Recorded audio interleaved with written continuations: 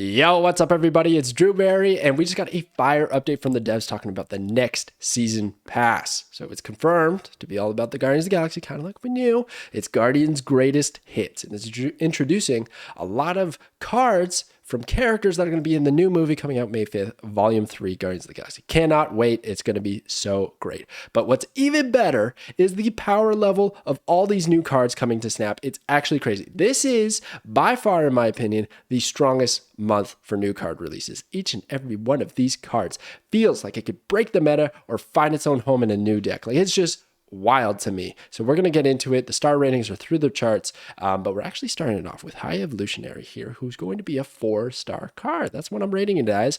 He is a 4/7. At the start of the game, unlock the secret ability of all your cards with no abilities. This is fantastic. You had me at no abilities. I've been waiting for cards that help out the Thing, Abomination, that kind of stuff for so long, and finally we have it. It's not Patriot. It does not work with Patriot. Keep that in mind because it overwrites the text, right? A card has to have no ability to get the buff from Patriot. High Evolutionary is going to essentially remove the no ability tag of those cards and replace it with a secret ability. So it does not synergize, okay? They're separate entities, separate decks. Another clarification with this card is that it's at the start of the game, meaning that if you summon any tokens like your squirrels, your rocks, anything like that, they do not get secret abilities. This is only affecting 7 cards, right? So that goes from Wasp, Misty Knight, all the way up to Hulk, right? Those vanilla cards are getting essentially buffed like crazy. They're getting their own deck with High Evolutionary. That is great because everybody who has a low collection level has those cards already, except for Wasp maybe, but you have most of them. So if you are able to get High Evolutionary, boom, you got that deck. It's already set and ready to go. But let's look at the abilities, those secret abilities of those cards. All right, so here they are. So you have Wasp, 0/1. On reveal, afflict 2 random enemy cards here with -1 power. That's like a net 3 power for 0, and you get the negative power synergy thing going on, cheap and free to play. Excellent addition.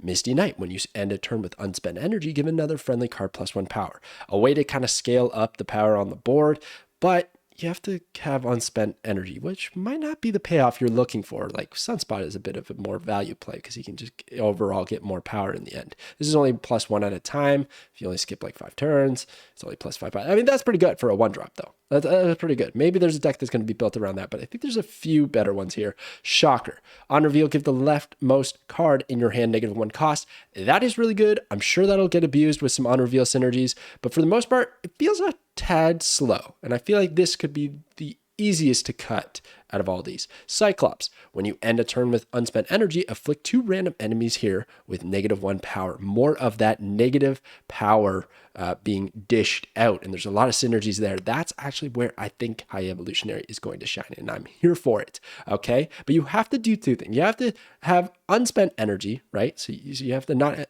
spend energy, but you also have to have enemies, 2 random enemies, at the opposite end of Cyclops to really get the value. So that's a little bit tricky. The Thing is a lot easier though. The Thing is on reveal, afflict a random enemy card here with -1 power. Repeat this twice more.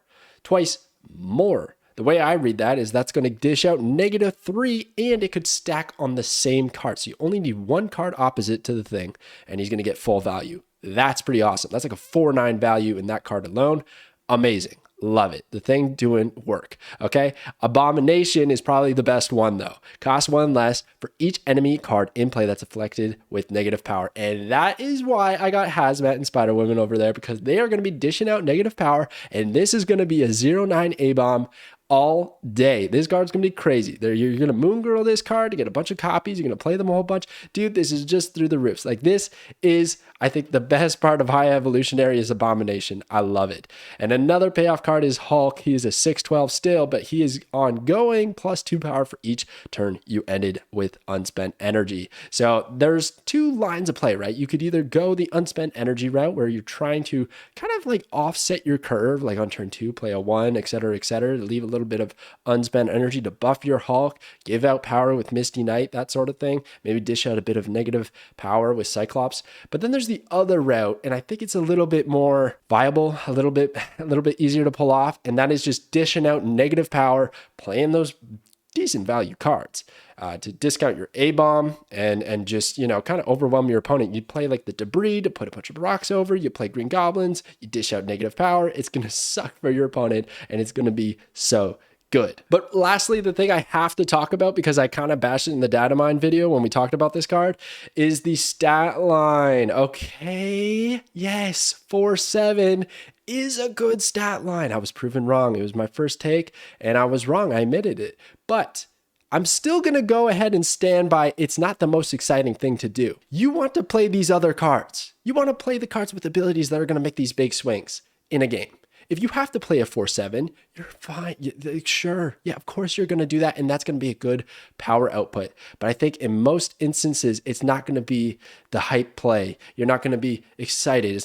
It might not be enough to swing, right? So like if High Evo had been a 4-8, maybe that would be good, but it has a good ability. So it can't be. So it's a good stat line. It's a good card. It's not the most exciting, but the reason I'm giving it 4 stars is because I don't exactly know if the deck is going to come to fruition. Is it going to work or not? You know, there's a lot of different things happening here, and how do we find the right deck? And is it going to be that broken? You know, some of these are still a tad slow. So that's only the reason I'm giving it 4. But my goodness, guys, if there was a card to save tokens for, it is High Evo. It has got to be High Evo. I'm so amped for this card. It is an absolute must buy for me, and I can't wait. Let's go. All right, and then we have Nebula, a 1-1. That was up for debate for quite a bit of time, and even in the dev video, they accidentally put the 4-6 stat line that was previously data mined at the beginning of the video, only to then later say that it's a 1-1. Confusing. The card just goes through a lot of changes, and that's just how it is. And they didn't update the text or something like that. Who knows? But we know it's a 1-1, okay? So Nebula, each turn your opponent doesn't play a card here +2 power, except the turn you play this. So this just seems like possibly one of the best 1-drops to date. like you play this on turn 1. Okay, you're not going to get the +2. That's fine. Turn 2, your opponent plays a card there because they don't want you to get that buff. Turn 3, your opponent plays a card there because they don't want you to get that buff. Turn 4, turn 5, they do the same thing. By turn 5, your opponent has now filled that location just to prevent your Nebula from getting power. On turn 6, she gets +2 and she becomes a 1-3. Like, what? 1-3 is a good stat line. Like, that's what you want your 1-drop to be. She triggers twice. She gets like insane value. She's a 1-5 for doing nothing but intimidating your opponent to play there. And then if they do, in that scenario, they play all those cards there. Hello, they completely abandoned all the other locations and you're just playing other stuff, winning the game. Maybe you even do like a Daredevil Professor X combo and you just like straight up shut down a different lane. And then they're like dealing with your Nebula. And then they stack that location. Turn 6, it's open. You know exactly the amount of power that you need to beat it and you play something there. Like, holy smokes, this card is nuts to me. You can't even Enchantress it. You can't Cosmo it. You can't stop Nebula. She's going to get her power. Now, you can use Shadow King, and finally he gets a bit of value, but you never see that card anyways. So is it really that great of a solution to counter Nebula? I don't know. And a few other synergies I was thinking of is Storm. You play Storm, you try to flood the location, then you have Nebula there. If you Storm on 3 and it floods by 4, right, then you're at least going to get +4 from the turn 5 and 6. That's great right there. Spider-Man, kind of similar idea. If you can have Nebula at a location, you Spidey it, right? On turn 4, your opponent can't play there on turn 5. They got to play there on turn 6. You get +2 power, something along those lines. Maybe you do it on 5, so you get the +2 from Nebula on the final turn, and your opponent can't play there to try and beat out the power. How about that? Not too bad. Debris. They're trying their hardest to fill that location up. Let's do it for them, except now they can't play cards there anymore because we filled it up. That's pretty good too. They might be in a rush to fill up the location to prevent Nebula from popping off. So you just do it first, and then they can't play cards there anymore. And then their power is just ruined. That's pretty fantastic too. Dude, this card is just wild. Then you can do like Khazar strategies, like 1-drop zoo stuff. Maybe you even want to, like, I don't know, Moon Girl. No, you wouldn't want to Moon Girl this, but still, you see the value. I think Nebula is crazy. She is the season pass card. Her variants are amazing. The season pass variant is actually my favorite as well. So easiest season pass buy, in my opinion. 1-drops are just so valuable in Marvel Snap. There's not too many good ones. So when one pops up like this, you'll want to add it to your collection. But there's actually another 1-drop that I think is even crazier. Howard the Duck. Let's go. I'm going to stand by this. I think this is going to be like top 3 one drops in the game. Like, I think this could be better than Nebula herself. Like, I don't know. This just seems crazy to me. Okay, so Howard, 1-2, normal stat line, right? He's not going to get bonus power, but what is he going to do? He's got ongoing tap this.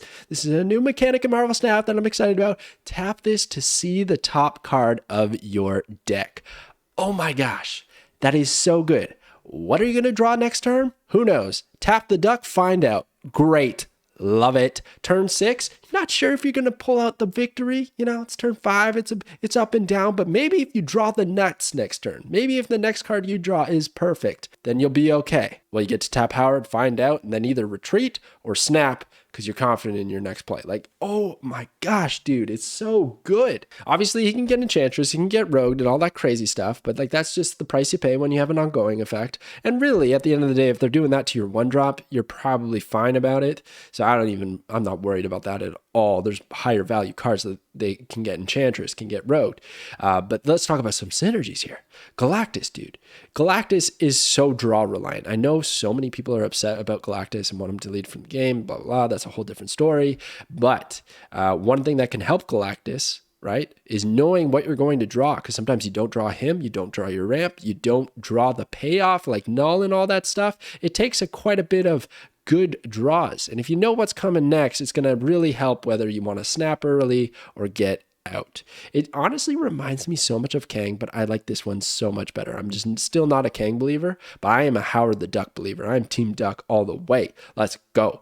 Mr. Negative, right? Mr. Negative is so draw reliant. You finally get to play Mr. Negative. You don't know what you're going to draw. Is it going to be that Psylocke that you had hoped you draw it earlier so that you could ramp into Mr. Negative on 3? You hate to draw that when it's negatized. That's the worst feeling. But if you got Howard the Duck, you know exactly what you're going to draw. And Jubilee actually goes really well in Mr. Negative decks and works great with Howard because she's going to pull the top card that's on your deck. So that's another great synergy. There's another card I'm going to get to that synergizes with all this stuff. That's really exciting. And then Daredevil. You know, Daredevil, you kind of want to know if you're going to have good stuff on that turn 5.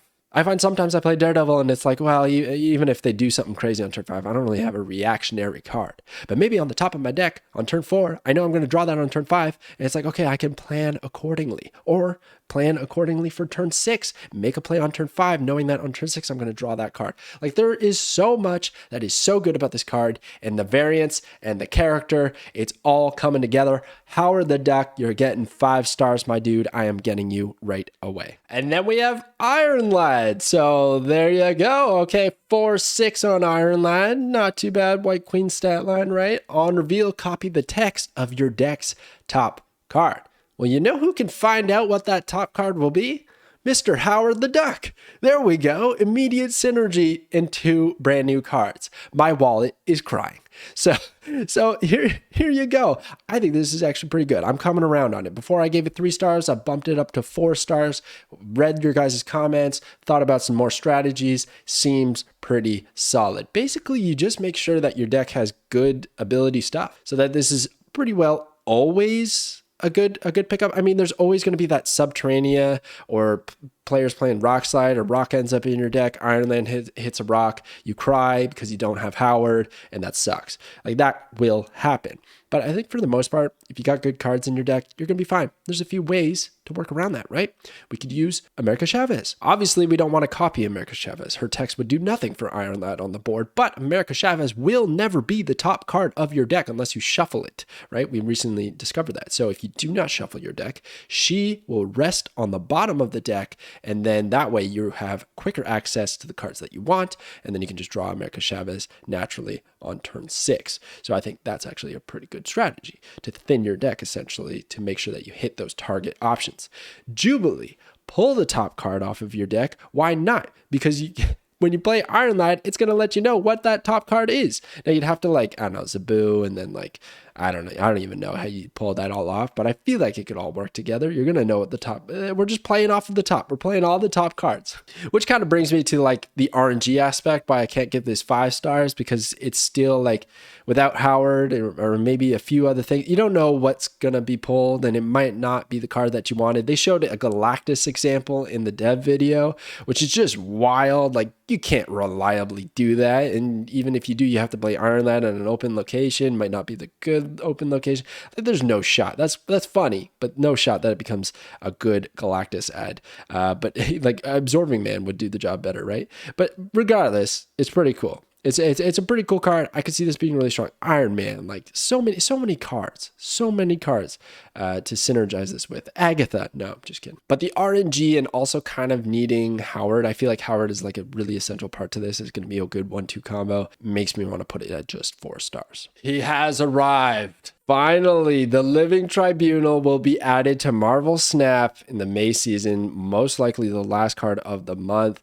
I don't have dates yet, and I also don't know if this card or High Evolutionary will be big bets. We don't have confirmation on that yet, but we kind of anticipated that one of them will be, so keep in mind that little fact there. But here we have the Living Tribunal, 6/4 ongoing, split your total power evenly among all locations.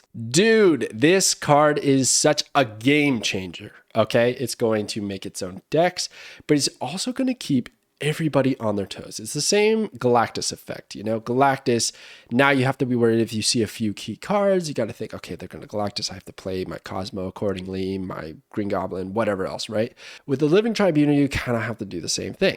You could look at their power total at one lane and think, well, that might not be the end result. They might distribute it across the other locations. And I have to kind of keep that in mind. So I got to make sure that I have enough at one location while winning this one. And then also keep in mind that they're going to be probably lowering their stacked location because it's being split.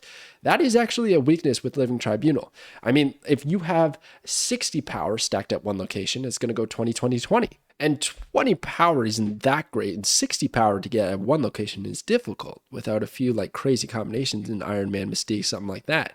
So a few others I was thinking of is like Shuri, right? If you're stacking on one location, all the power is going to get distributed to the same place. Why not do your Shuri Red Skull combo just like times of old? That works pretty good with Living Tribunal because you can Shuri on 4, Red Skull on 5, Living Tribunal on 6.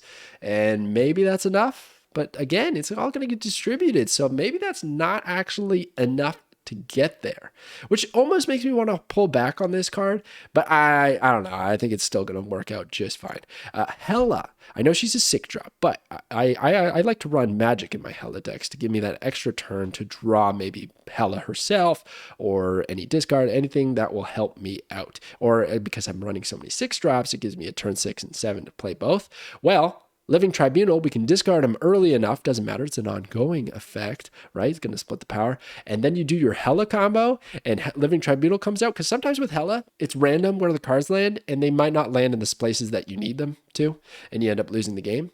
Well, now it doesn't matter. They can all just spawn off of the Hela summon and it's all going to be evenly played out. So I thought that could be a pretty cool strategy. But regardless, I'm probably not even thinking of like some of the craziest ones like Iron Man, Mystique, Onslaught, that kind of thing is probably the best. But still, I feel like this card will be nuts. It's going to be nuts somehow. It's going to be crazy. But yeah, I'm excited about all these cards. This card, by the way, has been dynamited since the beginning. I think it's one of the few that has still been dynamited since the game has come out that hasn't been released. So we're finally getting to see them. And I'm excited for it. Let's go. All right. And then really quickly, we have 2 new locations that are going to be coming in the month. It seems like they're going to be doing 2 new locations every month instead of previously we had 4. I think that's fine. But these ones suck a little bit. I think people are going to be pretty upset that they chose to go with these kind of locations after what we've been getting recently. I love all featured locations, new locations. I think it's fun for one day. But we are getting too many restrictive ones. We are certainly getting to the point where there's too many of those. And here's 2 more. Milano, not sure, but it's the ship of the Guardians of the Galaxy. Famous, great ship. I'm giving this one 2 stars in the fun factor because turn 5 is the only turn cards can be played here. So it's basically Sanctum Sanctorum, but on turn 5 you can play something there. Wow, restrictive, brutal, tough. What if the other location is Krakoa? It's never going to work out. Okay, moving on. Deep Space, 1 star. Card text is disabled here. Oh my goodness gracious. I mean, it's not as restrictive as the sandbar, right? Where you can only play cards with no abilities there. You can at least play the cards there, but they're not going to have their effects, their on reveals or anything like that. So maybe if you're like Red Skulling it up or Typhoid Mary and you don't want that ability, you put it there and then you Patriot buff them somehow or some craziness like that. But I think for the most part, this is going to be annoying. They're both going to be annoying. They're going to be restrictive. And we got too many of those popping up right now. I don't think that's what we needed. I think we could have switched it up with some more, little casual casual locations, a little bit easier to play with locations. Hey, but anyways, there we go. It's new content and I'm fired up for it all.